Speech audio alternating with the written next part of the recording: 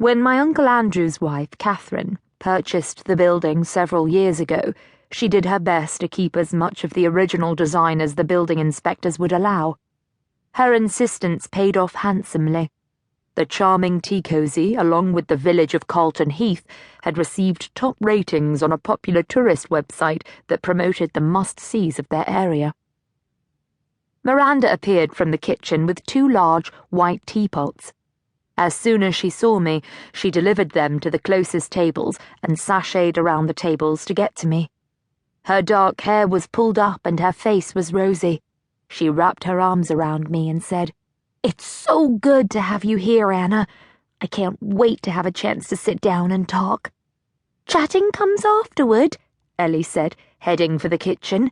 "We have a dinner to serve." Miranda took me by the hand and led me through the gauntlet of friendly guests.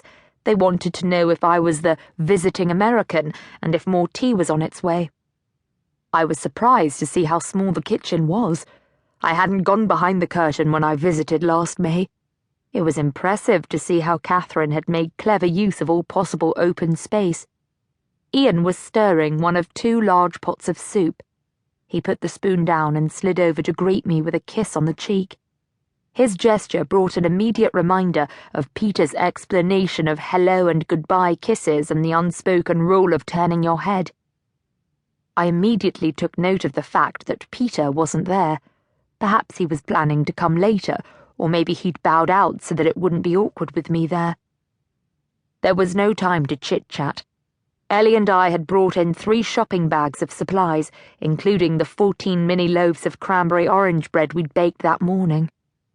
"Since they've come for tea, let's serve the cranberry bread," Ellie suggested. "Save the rolls for when we serve the soup. Have you pulled out all the teapots, Miranda?" I pushed up the sleeves on my sweater and pulled my hair back in a knotted ponytail. Miranda pointed me to the teapots and canister of loose tea leaves. "I think Ellie and I should switch tasks. I'll cut the bread and serve it to the tables. She's better suited to know how to make a pot of tea."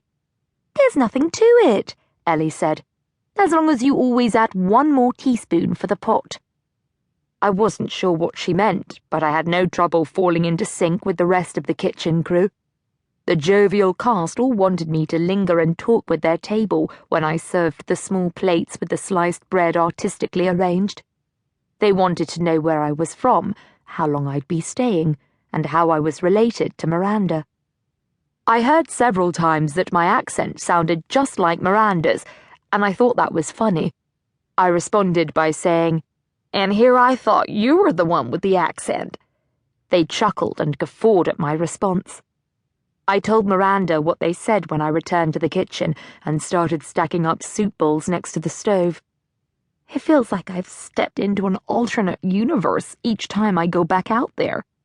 Miranda smiled. "What would a group like this be doing in Minnesota right now, do you suppose? They'd probably be playing bingo in the church hall, or having a white elephant gift exchange and eating way too many Christmas cookies and homemade fudge. And let me guess," Miranda added, "the women wouldn't be wearing silly caps with ringlets and 50-year-old fuzzy sweaters. Instead, they'd put on their favorite sweatshirt appliqued with a Christmas tree, and they'd wear headbands with felt reindeer antlers." I saw her point. The way older people gathered and celebrated in my corner of the world was just as silly, if not sillier, than the jovial bunch celebrating here in Carlton Heath. Miranda grinned. "I do love having another American around here. It makes me want to go back to Rose Cottage so we can watch Elf and eat candy corns. I miss candy corns." "Really? You don't have candy corns here?" "I've not been able to find any. What I miss even more is Ghirardelli chocolate chips. I used to live in San Francisco, so to me there is no better chocolate in the world. I've tried to make chocolate chip cookies here, but they just don't taste the same." "Well then, when I go home, I'll be sure to put together a care package for you with candy corns and